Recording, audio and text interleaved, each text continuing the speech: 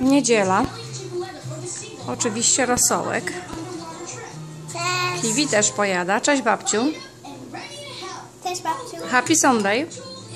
Znaczy czekaj, jak się mówi, wesołej niedzieli. Kiwi, how you like it? You like it?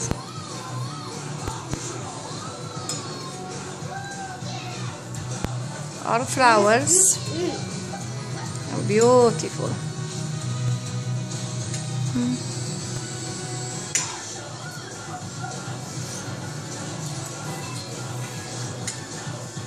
Kids are eating. Dzieci jedzą, tak? Miam, miam.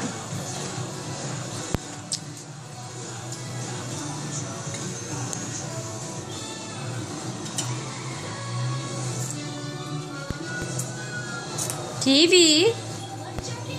Kiwi. Kiwi love chicken soup. Because he is chicken. Kiwi uwielbia rosołek, a nie wie, że z niego rosołek może być zrobiony very soon. Jak zgłodniejemy. He's a parrot, not chicken. But if we cook him good, it's going to be parrot soup. No, we don't want parrot soup. It'll be too feathery and black. That will be too feathery. Then we'll just poke and show feathers. We will poke the feathers. We will take them out, pull them out. But then you say, that feather hurts. Oh, Kiwi, like it?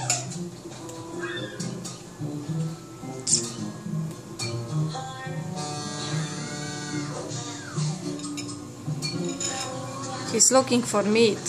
No meat today. Maybe I will give you a little bit later, okay?